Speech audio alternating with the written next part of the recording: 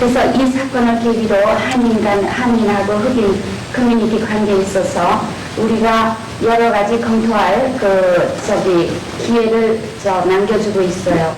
여기 계신 분들은 사실 군대로 말하면 일선에서 그 특공대 지휘관에 해당하는 사람들이고, 이제 닥터 함이나 저런 후방에 무슨 정보나 작전부에서 탁상 공론하는 사람들이기 때문에 사실 얘기하기가 정말 미안합니다. 그리고 혹시 얘기를 잘못해가지고 우리가 신문이나 그런데 그 얘기를 할 때도 흑인 뭐 방송이나 이런 데서 혹시 카멘트를 요청해서 얘기를 할 때도 굉장히 우리가 얘기를 피하는 게 뭐냐면, 자칫 잘못하면 코리안 커뮤니티의 저널리스트가 이런 식으로 얘기를 했다 그래가지고 그걸 다 뒤집어 엎어씌워가지고 우리 전체에 불리하게 이렇게 대하는 경우가 많거든요. 그래서 굉장히 조심하는데, 얘기를 잘못하면 우리 교포 상인들한테 우리가 비난을 듣고, 또 잘못하면 또 저짝이 욕을 먹고, 아주 상당히 난처합니다. 그래서 이런 자리에 될 수 있으면 제가 얘기를 안 쓰려고 하고, 아마 김광정 박사님이 사우스 상가에 대해서 리서치도 하시고, 그리고 요새 또 관심도 많고 해서 내려가시고 그래서 더 잘 아시겠지만, 얘기 안 하시고 이게 저한테 밀려온 거는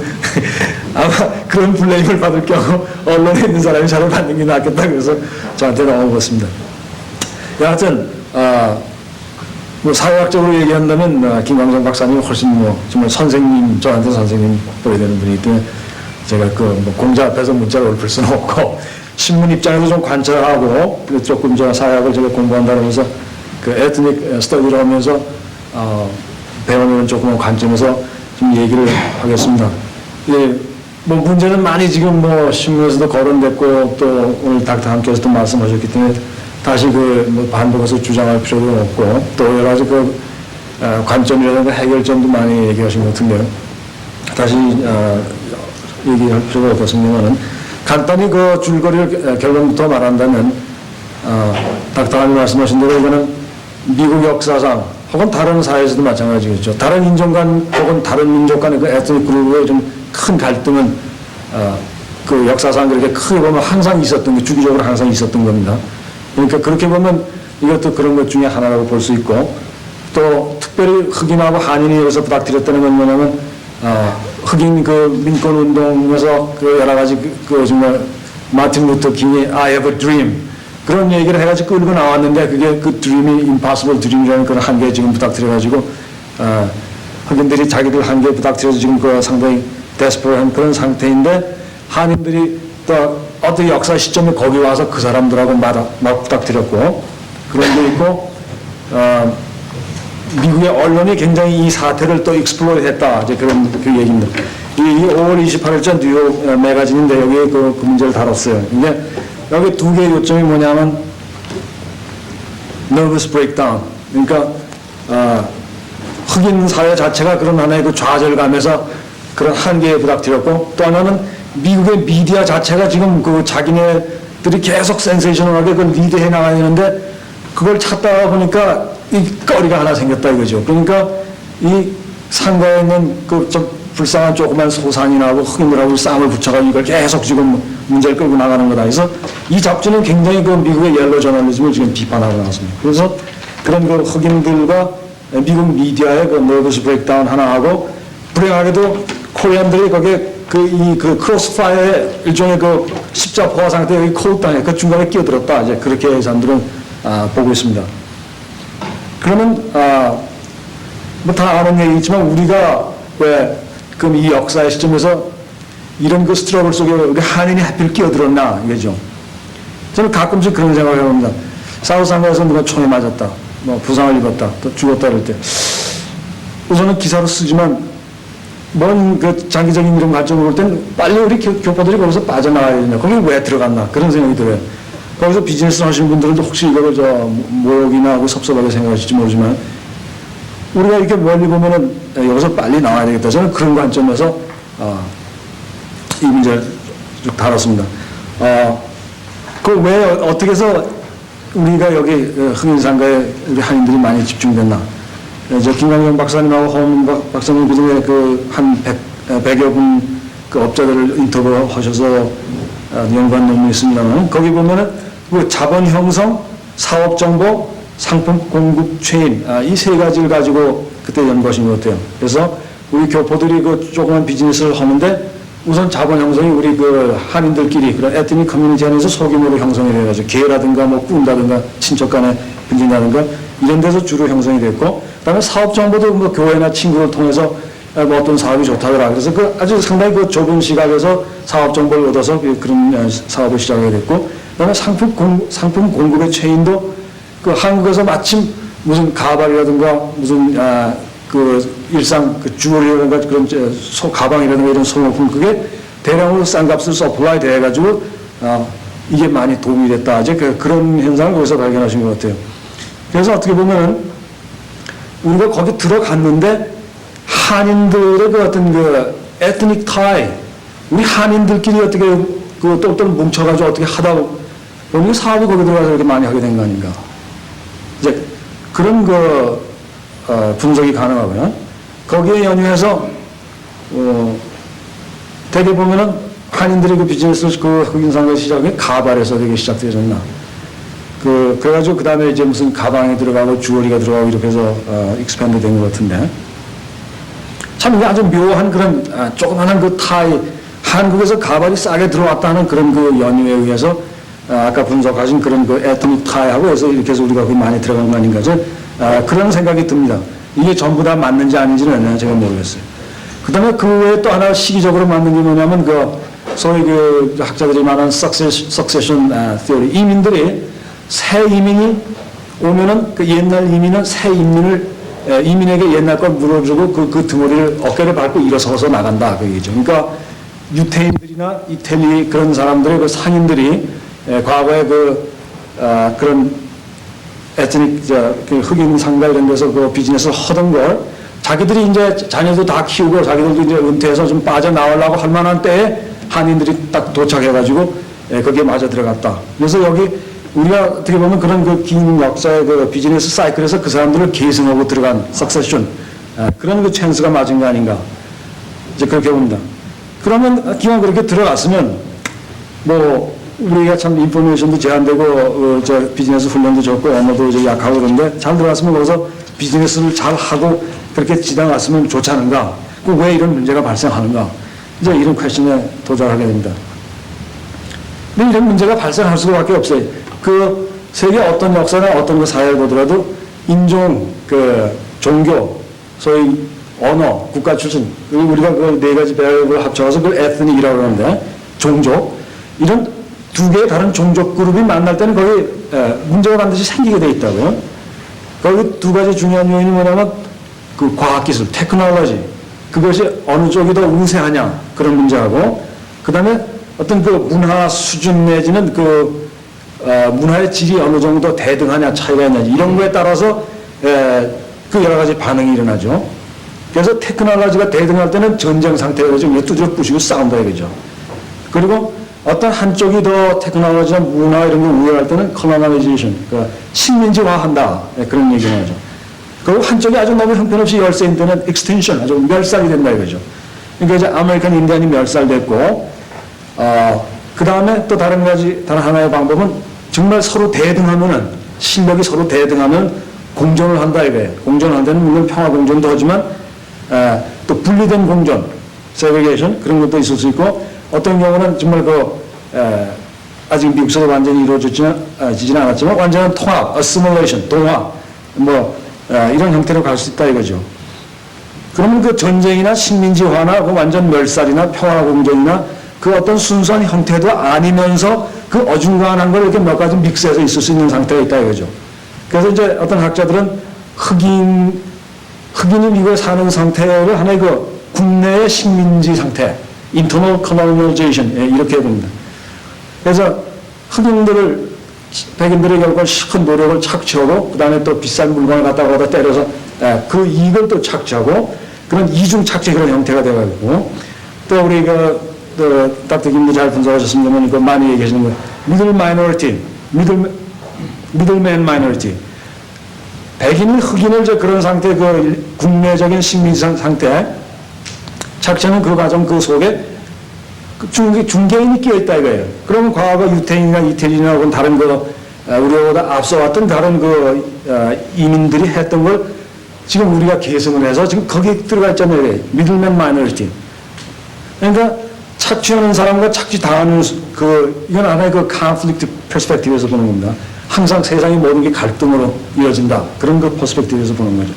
그렇게 보면 착취하는 사람과 착취당하는 사람 사이에 우리는 끼어 있으니까 양쪽에 다 이용당하고 양쪽에 다 미움을 받을 수 있는 그런 상태밖에 없다 이게.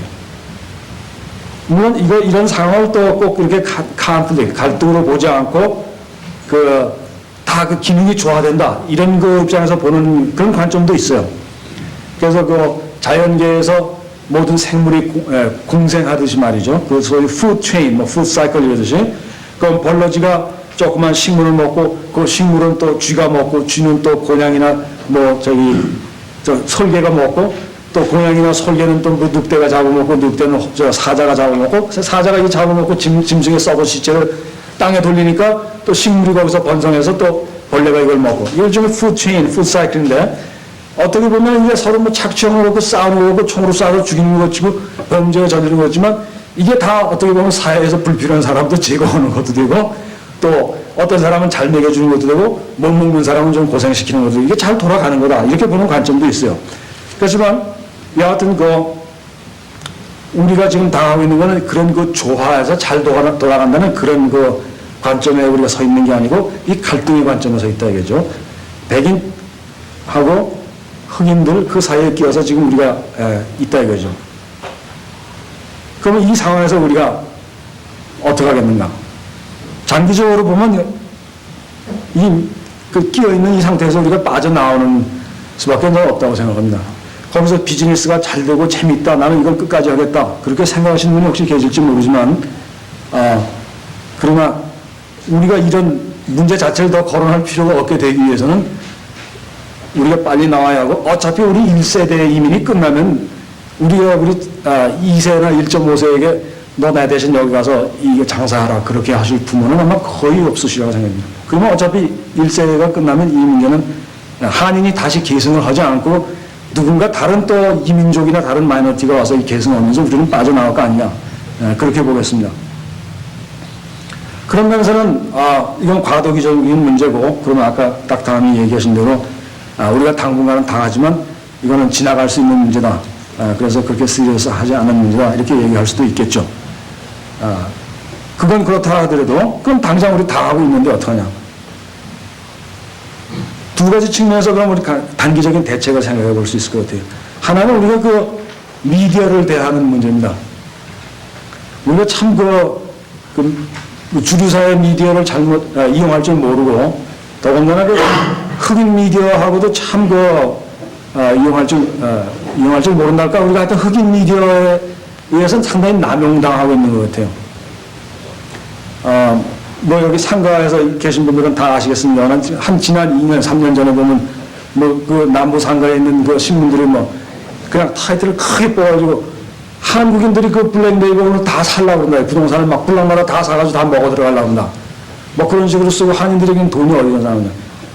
한국에 지금 돈이 많으니까 막 갖고 들어와서 흑인 동네를 다 사버리려고 한다. 이런 식으로 그런 식의 기사도 쓰고, 또 흑인 어떤 라디오 같은 경우는 어떤 조그만 상가에서 데모나 이런 문제가 보이콧가 생겼을 때 그냥 막 대대적으로 보도해요. 그러면 제가 교포신문을 오면서 우리 교포신문들이 여러 가지 우리 수준의 문제도 그렇지만 그 사람들 볼 때 너무너무 인정 편견이 너무 많아요. 그냥 블랙 그러면 그 사람들은 그냥 흑인으로 그냥 코리안 그러면 무조건 나쁜 사람 이렇게 이제 그러고 나온다 이거죠.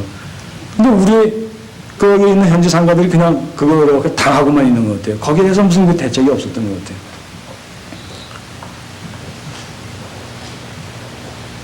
그래서 또 물론 백인 미디어 같은 것도 여러분 그전에 마이크 로이커 칼럼 같은 거 보면 최근에 마이크 로이커 칼럼이 아주 참 묘하게 썼어요. 흑인들 보고 한인들에게 배우라 간단히 말하면 그렇게 얘기를 했거든요. 백인들이 근데 이거 어떻게 이용을 하냐. 마이크 로이커 칼럼을 보고 기뻐하는 사람이 많이 있었겠지만 저는 별로 반갑지가 않았어요. 마이크 로이커가 지난 제가 여기 한 20년 동안 한 3번을 한인에 대해서 별로 좋지 않게 썼어요. 근데 이번에는 아주 흑인을 나무라는데 한국인을 칭찬하는 데 썼다 이거예요.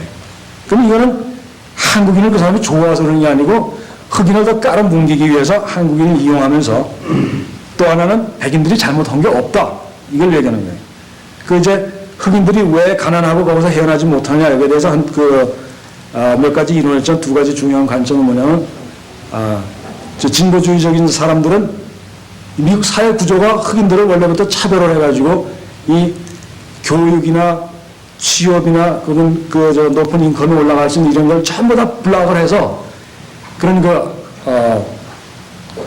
차별에 의한 분리하는 그런 구조 때문에 안 된다. 그래서 구조의 문제다. 이렇게 이제 그 얘기를 하죠.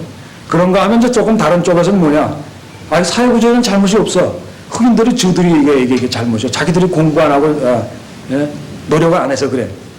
아까 잠깐 얘기하셨습니다만은 소위 cultural poverty라는 그런 theory가 60년대 흑인의 빈곤 문제를 할 때 얘기가 나왔어요. 이게 스트럭처럴 문제냐, 아니면 cultural 문제냐. 그때 cultural poverty, 저 빈곤의 문화라는 그 이론을 얘기하는 사람들은 흑인이나 스페니쉬들은 어려서부터 가장이 없다 이게 남자 가장이 없어 그래가지고 아이들을 제대로 교육을 디스플린을 못하니까 아이들이 제일 먼저 일찍이 성에 눈을 뜨고 성에 일찍 눈을 뜨니까 일찍 애를 낳고 학교를 못 가고 제대로 못 배우고 그러니까 짭 기술이 없고 그래서 가난에 해방될 수가 없다 이거죠. 가난에 해방될 수 없으니까 또 그 남자가 실망해가지고 떠돌아서 또 나간다 이거죠. 그 후대에도 또 가정에 남자 주인이 없어요. 그러니까 또 그대로 교육을 못하고 그래가지고 이게 사이클이 반복되면서 이런 것을 하나의 운명적으로 받아들이는 이런 빈곤의 문화가 있다. 그렇게 얘기를 했어요. 근데 마이클 로이커의 논조는 바로 이 빈곤의 문화를 지금 대변하고 있는 겁니다. 흑인들이 잘못해서 봐라 코리안들 와가지고 아무것도 없는데 자기들 힘으로 상부상조해가지고 이렇게 하지 않냐. 너희들이 뭐가 못나서 이런 거야. 이렇게 얘기를 한다고요.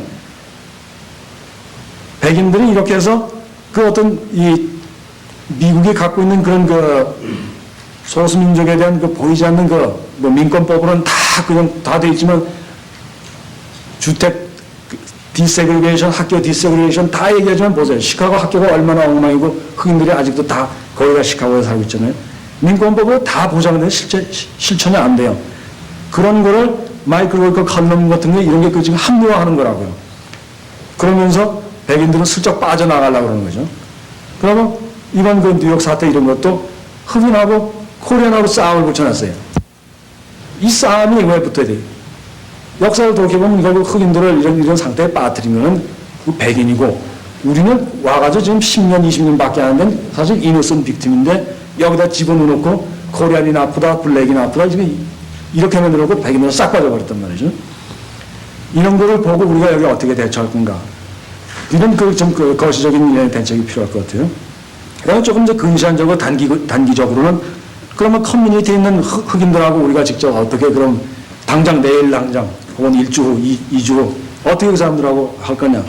여기에 대해서는 직접 상가에 계신 분들이 여러 가지로 더 많이 궁리하시고 생각이 있으실 거예요. 근데 거기에 대해서 제가 사실 더 얘기를 한다면 좀 주제넘는 것 같지만 우리도 반성할 점은 있다고 좀 시인을 하고 넘어갔으면 좋겠어요. 그 사람들 하는 얘기가 그렇게 굉장한 얘기가 아니에요. 너희들이 우리를 조직적으로 착취했다 그런 얘기가 아니고 한인들이 흑인을 무시했다. 말이 안 통한다. 리펀드를 안 해준다. 도둑 취급을 했다. 때렸다. 5불짜리 도둑을 잡으려고 총을 들고 쫓아나왔다. 이런 거. 또 자기들은 서버브에 살면서 흑인 사회에 돈을 안 돌리고 캐딜락 타고 너무 폰만 재고 다닌다. 이거 보기 싫다. 당연하죠. 흑인 뱅크를 이용하지 않았다. 흑인 비영리 단체에 도네이션을 하지 않았다. 흑인 커뮤니티에 있는 상인 조직에 같이 와서 참여하지 않았다. 이런 작은 일들이라고 그러죠. 왜 우리가 이런 작은 일들에서 그 사람들이 책을 잡혀가지고 이렇게 전국적으로 매스미디어에서 큰 컨프런테이션이 생긴 것처럼 당해야 되냐, 그죠? 그런 이유는 없을 것 같아요. 거기서 조금 우리가 현명하게 행동을 하면, 이런 건 상당히 많이 넘어갈 수 있지 않을까. 그런 생각이 듭니다. 그리고 이 아까 말씀드린 이 뉴욕 매거진의 이 아티클에서 재밌는 걸 하나 발견했어요. 이 사람들이 한국인의 개 얘기하고 한국인의 정에 대해서 얘기를 썼어요. 한인은 개 우리 다시 얘기 안 해도 좋죠. 정이라는 컨셉, 우리 다 아는 거죠. 뭔가 설명을 할 수도 없지만 사랑을 주고 손해를 보더라도 그냥 의리, 정, 그래가지고 그냥 넘어간다 이거예요. 그럼 이 사람 논조가 그런 것 같아요. 그러면 한인 상인들이 흑인들에 대해서도 이런 정을 한번 베풀어 보려고 해봐라. 그리고 구체적으로 서제스트는 안 했지만 그런 은근히 이 사람이 얘기하는 게 개 같은 거 그런 거 사금융조직 이런 거를 흑인들한테도 우리가 조금 익스텐드해서 그 관계를 좋게 할 수 있지 않냐 이런 걸 은근히 서제스트하는 것 같아요 이 사람은. 그래서 저도 그 얘기를 여기 여러분께 남기고 나머지는 이제 여기서 저도 더 여러분들의 좋은 의견을 현장에서 생기신 그 의견들을 들어보기로 하겠습니다. 이윤모 선생님께서 나오시겠습니다. 이윤모 선생님은 코리안 케이블 TV의 사장님이십니다. 이윤모 선생님. 미국의 언론들이 1800년대 그 한 중간서부터 아시안들을 상당히 그 편견적으로 보도를 해왔습니다.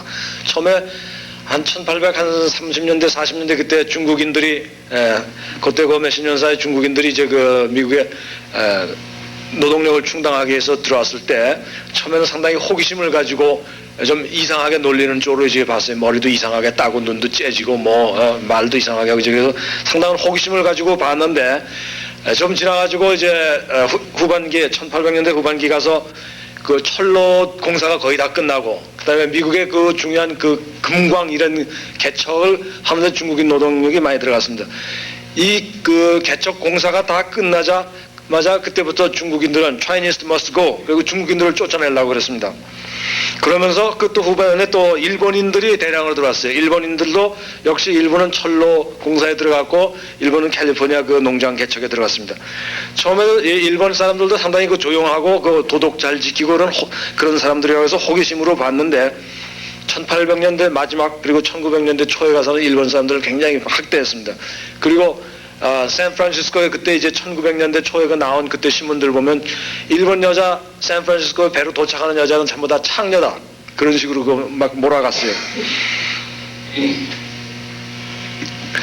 그렇게 하면서 결국 미국 언론들은 1900년대 초에 들어와서 소위 그 황화론 옐로우 페럴 황색인종 때문에 미국이 이제 망한다는 그런 식으로 논조를 들고 나와가지고 1920년대에 그 오리엔탈 엑스클루전 로 그러니까 동양인 이민을 못 오게 하는 그런 법을 그때 제정해가지고 그것이 결국 65년도 케네디 이민법이 될 때까지 동양 사람들 이민 못 오게 막는 그런 결과를 초래했습니다. 그러니까 미국의 언론들은 계속 그 여론을 리드하면서 어떤 동양인들에게 불리한 이런 그 행정조처나 그 입법이 나오도록 계속 노력했습니다. 특히 그 대표적인 것이 세계 2차 대전 때 일본계 시민들을 의심해가지고 결국 강제 수용시키는 서해안에서 강제 수용을 시키는 그런 결과를 초래했습니다. 그러나 70년대 들어와서 이제 이 아시안 이민들이 많이 들어오면서 상당히 그 호의적으로 변했습니다. 그래서 요새 소위 와가지고 무슨 모범적인 소수민족이다, 모델 마이너리티다. 또 에이시안 위즈키스 동양계 아이들이 굉장히 천재적이다 이렇게 해서 하면서 상당히 칭찬을 하고 있습니다. 그러나 이러한 그 목적은 이제 사회학자들이 어제도 그 시카고 대학에서 그런 학회에서 그런 얘기들이 나왔습니다만은 이거는 흑인과 히스패닉을 백인들이 차별하면서 흑인과 히스패닉이 그 못 따라오는 거에 대해서 백인들이 변명하기 위해서 아시안을 이용하는 거다. 즉 제도가 나쁜 게 아니고 차별을 하는 것이 아니고 흑인과 히스패닉이 못나고 유전적으로 못났거나 노력을 못하거나 교육을 안 시켜서 너희들이 이 사회에서 이렇게 성공을 못하는 것이 봐라 아시안들은 저렇게 어려운 조건에서 성공하지 않냐 이렇게 그 자기들의 차별을 은폐하는 데 이용한다. 그런 식으로 어제 어떤 분이 논조를 폈습니다. 여하튼 이러한 그 시각이 있는가 하면 아시안을 모델 마이너티라고 얘기를 하면서 우리가 상당히 그 칭찬받아가지고 올라가는 것 같지만 사실은 그 배면에서는 골탕 먹는 게 많아요. 아시안 민족 중에도 아직도 중국계 또 월남계 이런 사람들의 그 웰페어나 극빈 상태에 있는 사람들이 많고 우리 한인들도 아직도 그 극빈 수준에 있는 사람들이 많이 있습니다. 그러나 이런 동양인들의 어려운 거는 다 은폐돼 버리고 너희들은 모델 마이너리티다 이렇게 해서 칭찬을 해주면서 한편으로는 우리 동양인들이 잘못할 때는 사정없이 비꼬고 꼬집고 들어오는 겁니다. 가령 제가 70년대에서 80년대 그 신문 기자들 미국 사람들하고 만날 때마다 기회가 있으면 얘기하는 거는 왜 우리 한국 사람들이 잘못하면 기사 냈을 때 너희들은 꼭 코리안 이미그런트라고 꼭 쓰냐 이거예요. 흑인들이 잘못했으면 Southside man, Southside woman 흑인이라고 얘기를 안 한다고 블랙맨이라고 얘기를 안 해요. 또 히스패닉이라는 말도 거의 안 하면서 한국 사람이 잘못했을 땐 꼭 코리안 뭐 이미그런트 이렇게 꼬집어서 얘기를 한다 이게. 이걸 좀 많이 지적했는데 최근에 와가지고는 시카고 트리뷴 같은데 이런 경향이 좀 없어졌어요. 코리안이라고 이렇게 꼬집는 거는 별로 없고 그냥 뭐 킴, 팍 이렇게 나오니까 결국 우리가 볼 때 이게 한국 사람이라 이렇게 알게 되는 거지. 그 외에 동양 사람을 자세히 모르는 사람들은 이게 우리 한국 사람들 이제 이렇게는 알 수는 없게 됐습니다.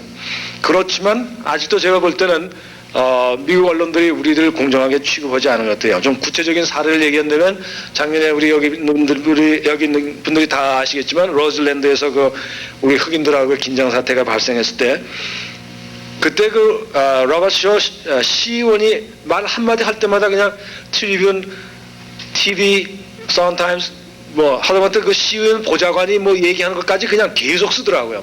이제 구체적으로 아주 나쁜 것 같은 거 한국인들이 가짜 상품을 취급한다.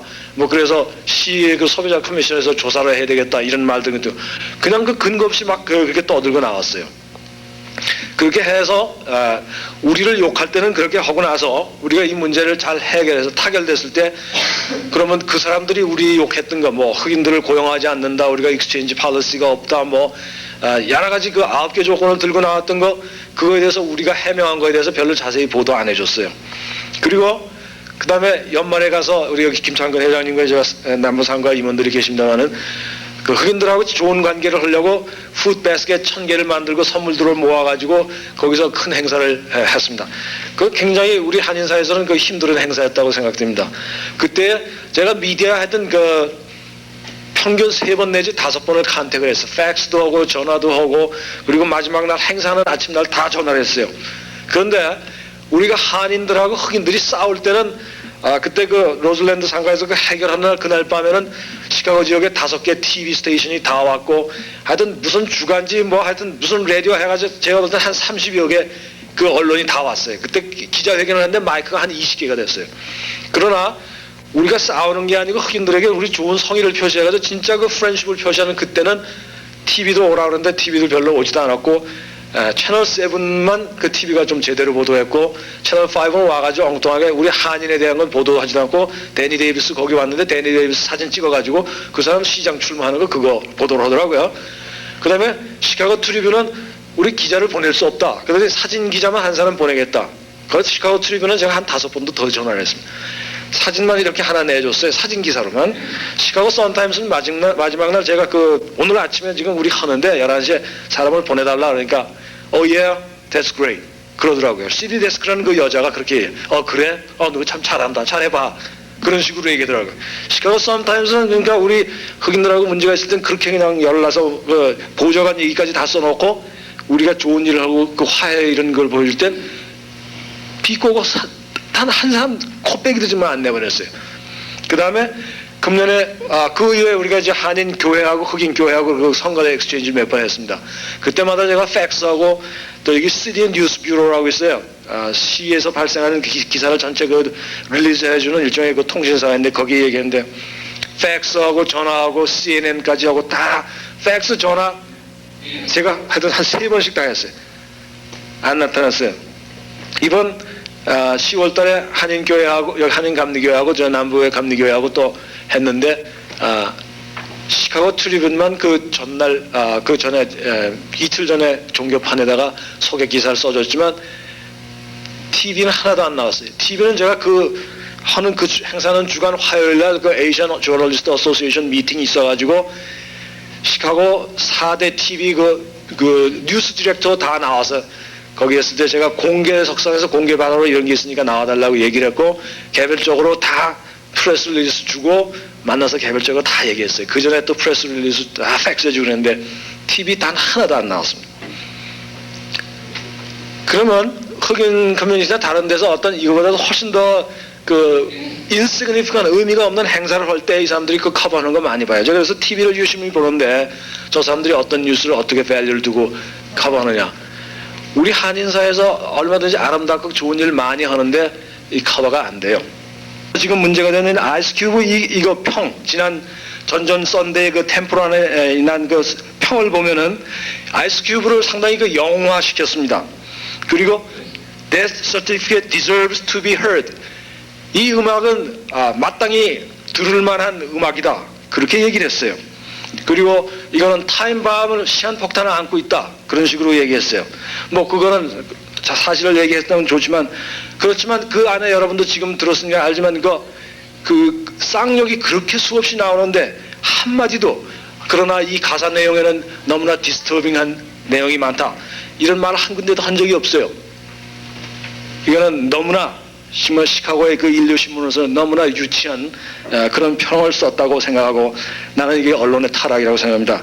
만약 아이리시를 이렇게 흑인이 욕을 했다면 시카고 트리뷴이 여기다가 이렇게 평을 해가지고 3스타로다가 이렇게 해서 Death certificate deserves to be heard 이런 얘기를 안 했을 거라고요. 그랬다가 큰일 나죠. 그런 면에서 난 처음에 아예 서두에서 얘기했지만은 저도 편견을 갖고 얘기했지만 미국의 언론들이 우리를 아직도 계속 unfair하게 트리트하고 있다. 저는 그렇게 얘기하겠습니다. Well, some needy families on the city's south side were given special help this Christmas from a group that many once considered an enemy. The Korean Merchants Association distributed thousands of Christmas baskets to spread some cheer and to signify an effort to bring together the Korean and African American communities. They lined up early this morning, hundreds of families who could use a little help this holiday season. Food baskets and Christmas hens were part of the giveaway. It was a joint effort by the Korean Merchants Association and the African American community that in the past have not had a good relationship. As you remember, in the summer we had some conflict here, and we made an agreement. And the basic, the spirit of the agreement is we will respect the people here and also contribute to the community. This was the scene last summer, protest against Korean merchants and a threatened boycott. The black community complained the merchants were selling poor quality items that were overpriced and that the merchants were not employing local residents. But before that boycott took effect, Alderman Robert Shaw met with merchants and community members to wear out the grievances. You don't live in our neighborhood, you don't live in our community, you just come here to feed off us like parasites. 6 months later, Alderman Shaw says the tension has eased and today's event is proof. Today's effort, though it is feeding thousands of needy families, is just a small beginning in what is hoped to be a long-lasting good relationship between Korean and African American communities. Today what you see here exemplifies people coming together and working out problems and showing the community that they care. Well, I think it's nice, and I haven't had any problems out of the Koreans, so it's beautiful to me that they can help the poor people. The people that can't help themselves, they're helping. It's a good beginning. Seeing is believing. So we'll see later on down the road what happens. What a good start. It is a good start. It's beautiful. The gift baskets distributed today were collected by Korean merchants in various shopping districts. They also donated toys and money.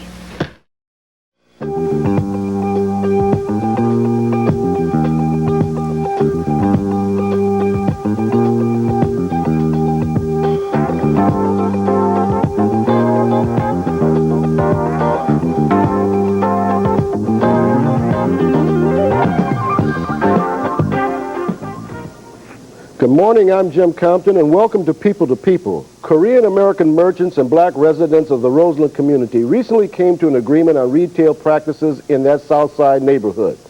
The agreement signals an official end to hostilities that have been simmering in the community for several weeks. And both sides believe the agreement can be used as a model for tense interracial areas in other cities. Here to help us examine this agreement and its repercussions are 9th Ward Alderman Robert Shaw and Yoon Lee, president of Korean Cable TV of Chicago and a spokesman for the Southside Korean Merchants Association. Also joining in the discussion are WGN's Allison Payne and Lou Ortiz of the Chicago Sun-Times. We'll begin this discussion right after these messages. Alderman Shaw, exactly what is the agreement between the residents of the Roseland community and the Korean American merchants, and why the necessity of an agreement?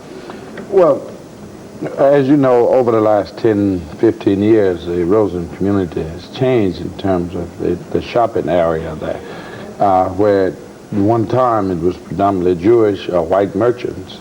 That has reversed out of some approximately 60 stores. You got about approximately 41 of them Korean merchants that are located there now. Consequently, I was getting complaints in the community that people was being mistreated and that kind of thing, and there's some bad practices on the part of the merchants. And so we decided to look into it, and to some extent some of the merchants were involved and guilty of this kind of situation. For an example, one of the stories that, a factual situation rather, that happened up there is that some people mother bought some shoes, some gym shoes, sneakers, and for her child, and she took them home, and she was assured that she could exchange them if they didn't fit. After getting home, they didn't fit. She tried to bring them back. They gave her a pair of stretchers. Stretch these and they'll fit later. That kind of thing, and we thought that kind of thing was unwarranted. And so did the community, and the community decided to do something about it and bring some attention. We had several meetings prior to the most recent meetings, and had talked and nothing had happened as a result of that, and the old policy continued. And now, at this particular time, I think that we have entered into an agreement, for the most part, that the overwhelming majority of the merchants in the community will agree to and will abide by. And some of those things that in that agreement is the hiring of more blacks people from the community to deposit funds in black banks, what we call reinvested in the community. And also exchange policy, a clear and concise exchange and refund policy on the part of the merchants. And we think this will go a long ways in settling some of this hostility that have existed out there for years because of mainly misunderstanding between the Korean or Asian merchants and the American people. Mr. Lee, do you agree with the Alderman? Do you think that the agreement will be finalized and all the hostilities and disagreements will be set aside as a result? Well, first of all, I'm not quite sure if all the hostilities, all the basic underground problems will be gone. But basically, what I feel is this agreement is a very workable one, and we worked in a very professional way. Alderman demanded 9-point conditions, and we summarized them into two blocks of conditions. One is more involvement in the community economy, that is more employment of the African Americans and investing in the local banks, and also contribution in the community activities. So we figured out the reality, and we found some perception, problem with perception, and also we found there's some real problems that we have to improve. So we admitted that there are some areas that we have to improve, and we gave the Alderman definite the guidelines or deadlines, something like that. And we offered some neutral device, for instance, the intermediation committee under the local business council, and they're going to monitor this, and the Alderman is going to monitor this. So we think it's going to work. And also the other area is about treating the customers decently. We admitted that there are some problems of misunderstanding, but also there are some problems that our merchants should improve their attitudes, or they should improve their language skills or business skills. So we promised to post the signs of exchange policy. Of course, we found that 95% Korean merchants in that area are already offering exchanges, but there was some misconceptions and some misunderstandings. For instance, Alderman said some lady wanted to exchange her merchandise. I don't know about that specific cases, but sometimes there had to be the conditions of the exchange or refund. For instance, they got to bring in certain period of time with a receipt, and also the merchandise should be not altered or whatever, worn out. So under these conditions, we will abide the exchange or refund policy. But there is some misunderstanding of the refund policy, though. I think the merchant has the privilege to declare that he doesn't have the refund policy in the outset, posted. Then the customer may not really push too hard the merchants there.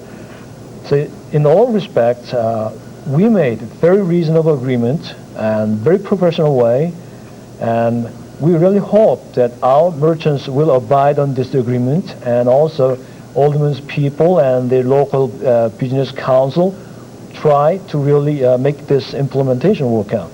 What was going to be the alternative if you had not come to an agreement? Well, was there a real threat of a boycott?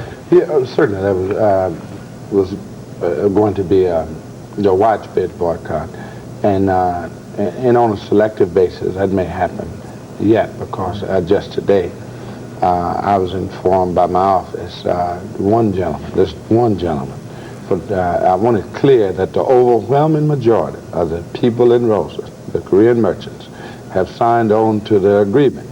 But just one was brought to my attention today, that he have stated emphatically to my chief of staff, Mr. Lockhart, that he wasn't a part of any agreement, wasn't going to be a part of any agreement, and his exchange policy was a 2-day exchange policy and absolutely no refunds. But we will be prepared to deal with him individually and selectively on in those kinds of cases. But any individual that intend to sell merchandise in the community other than food commodities, there shouldn't be any exchange. If you go in and order a slice of pie, there shouldn't be no exchange. But if you're selling shoes or shirts or clothing, certainly that should be an exchange policy and a refund policy. Well, this particular merchant does not have it, and he's located at 11221 South Michigan Avenue, 11227 it is, and he ain't gonna be out there long. I can tell you that right now, because he has to understand that's the policy of the community, and everybody has agreed to that. And it's a good policy, it's a reasonable policy that the people in the community can live with, and at the same time, the merchants can live with. But the bottom line is that if he can't agree to that, he don't need to be in that community, go somewhere else. Alderman Shaw, my question would be, is it the policy of the community? When you look at the agreement, it's all based mostly on economics. Hire local residents, put your money in black banks, invest in community activities or sponsor community activities. Is everybody going to go along with this? Not only Koreans, but your other merchants, other blacks and other minorities in the neighborhood? This applies across the board to black, whites, Korean, Asians, polka dots, whatever is out there. And generally, we have had that kind of cooperation from most of the people in the community in the Roseland shopping area. And it may have been a language problem. I don't know what it was in terms of the Asian, but certainly I think they've been made aware at this point, and they have agreed to be a part of the total community, since that total livelihood emanates from the Roseland community. We're talking about just that community.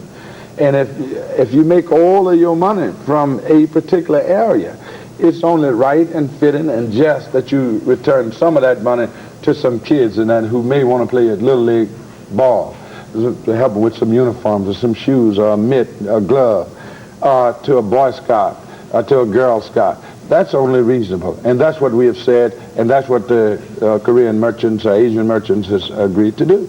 Is there going to be new costs of doing business in minority neighborhoods in Chicago? That's not a cost of doing business. If I would expect that minorities or blacks or polka dots was doing business in any neighborhood, they would contribute something back to the neighborhood. Too often and too long, people have come into our neighborhood and raped the neighborhood, took everything out, and gone to the North Shore or wherever they go, in suburbs, and said, well, you know, those people don't want to do nothing down there. That's ridiculous. Asinine is just, it's the most ridiculous thing I've ever heard. I don't know of any people would tolerate or stand for that kind of conduct on the part of any group in their community. Alderman, gentlemen, we must take a break at this time, but we'll return right after these messages.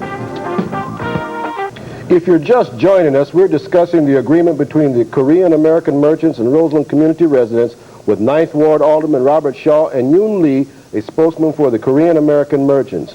Mr. Lee, from the perspective of the association that you represent, what is the general feeling about this whole situation? I mean, the situation behind this or about this agreement? Well, the situation behind it and the agreement. Right. Well, for further agreement, I truthfully tell you that we Koreans are quite worried about this situation being exploding too much because we are already aware of the what happened in New York, and everybody said that we should avoid that kind of confrontation in the city of Chicago. And if we cannot resolve or contain the Roseland situation, then we may really have more troubles in other neighborhoods too. So we really had the very definite goal to solve this case without exploding to further confrontation. So we searched all the avenues of help, and we gathered all the wisdoms and tried to work out with the various different mediators, and we mobilized some professional skills and so on. And we found that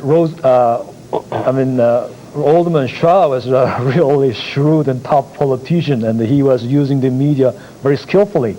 And somehow we were able to counter him at certain points through the help of the media. So well, he is nice, gentle enough to go on the negotiation table again. So we stopped there, and we found the solution then Wednesday night. And after this resolving this case, I found the majority of our merchants felt very much relieved, and they said, "Oh, congratulations for the successful compromise." So the majority are feeling very good about this, and of course there are some, as Alderman Olney said, there are a minor proportion who may not really want to go along with this, but generally our people are happy with this, and I'm working with the leadership group of the merchants still. They are going further. I think they have already contacted your Alderman League too about further programs, education for each side, and some setting up some financial helps for scholarships, or some training programs for the Afro-American youth who want to get involved in the business. And they are going to propose some cultural exchange programs to enhance the mutual understandings and relieve the further tension.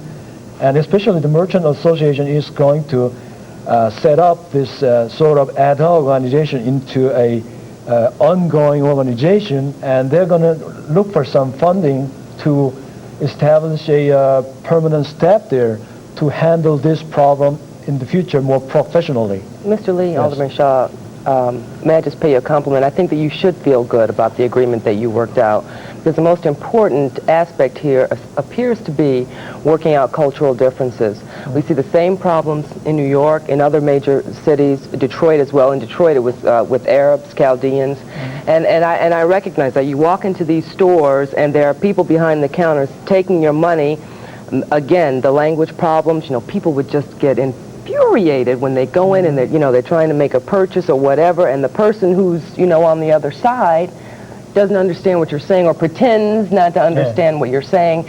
And so I think that what you're trying to do here, especially with the cultural differences, because again, you don't know anything about these people. All of a sudden they pop up at the local store. One day it was somebody else, the next day it's another person. And so if people can begin to understand where these merchants are coming from, what's your background like? Who are you? I think that's going to go a long way towards resolution. Well, I think I concur with that, and I think that if we can get the merchants probably to devote a little more time to English speaking. This is a nation of English speaking. We have the same problem on college campuses, and you hear about that all the time, where students are upset because their math teachers don't speak English well, and That's they right. can't understand the That's math right. lesson. So it's the same problem. And you get real upset. The Americans get real upset. Maybe the foreigners get real upset also. It's frustrating for them, too. Since it's our country, the people, I guess, have an obligation to try and adopt our language, it seems to me. Well, it'll make things communication a lot easier. Yes, our people are saying that we need some improvement in the area of the attitude dealing with the customers, and there's a real problem that we cannot really help out, because a lot of new immigrants go directly into the business without attaining the language skills and even not knowing the community, but they just venture into that inner city neighborhood. And we, by all means, we want to discourage them to going there like that, because it's not only dangerous to them, that's disservice to the community. Also, it generally hurts the image of overall Koreans. And every time when happens something Korean, even it happens in a small neighborhood, all Korean community in the whole metropolitan gets upset and try to help out, or sometimes to fight with. So in this case, I think also because of the New York situation, there's a lot of reflection on the Korean side. Hey, we got to be more serious, and we got to be more sincere when we are dealing with people of other races, with other culture. But as you already know, there are 1.2 million Afro-Americans in the metropolitan area, and we have about 17 different shopping strips that Koreans are concentrated. And also there are, we have about 800 Koreans doing business in the south side, and about 500 we know where they are, but the rest of them we don't know where they are. So we're just estimating, and we don't have contact with them. And how can he control everybody like that? That is our serious problem, and we want to do our best, but it may be very difficult to go to every community to do this. Well, perhaps communication was a basic problem here, because the first meeting you called at the Pullman police station, there were more than 24 merchants showed up initially, and it seemed to me they had a problem trying to get their points across, and they also seemed stunned by some of the allegations. Later, when last week or the week before we had the meeting at the Business Council, some voiced concern that they weren't given enough credit for what they were doing for the community. Well, you see, I viewed the meeting at the police station as on the part of some of the Koreans, and Mr. Lee was not there, but on the part of some was arrogant, because they had to be encouraged to come back to the meeting. They was going to leave. And that would show just blatant contempt for the community. Well, I think they got scared off by the television cameras. Well, we have television in this country, and thank God we have it in this country.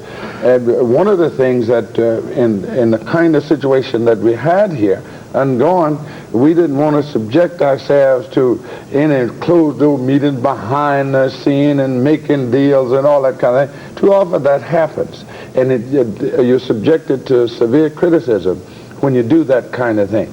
So if we got something to say, we laid it out in public. You were there, and the media was there, and we came back, and we settled it in public, basically, and got an agreement, came back, met the press, talked to the press about the agreement, and I think basically settled the differences that had aggravated the people in the community. Well, it would appear, Alderman, that the two of you should be commended for the efforts you've put forth in reconciling this, and hopefully it is a model not only for that community but throughout the city and maybe nationally. And we must take a break at this time, but we'll return after the message. Each of you, Mr. Lee, you want to say? All right. I believe this agreement can work. But there's also some kind of concern, because the African-American community might expect too much from us, and they may disappoint later. And also, there's another possibility that some other activities or some other politicians might try to exploit a similar situation and creating another crisis. I really have to warn that. Well, I don't think, I think this agreement will work, and I think it have a real opportunity of working. I think that as long as the Asian, whomever is in our community respect us, employ us, provide employment, provide activities for the people in the community and support, I don't think there'll be a real problem. I just think that in this case, there was some gross misunderstanding.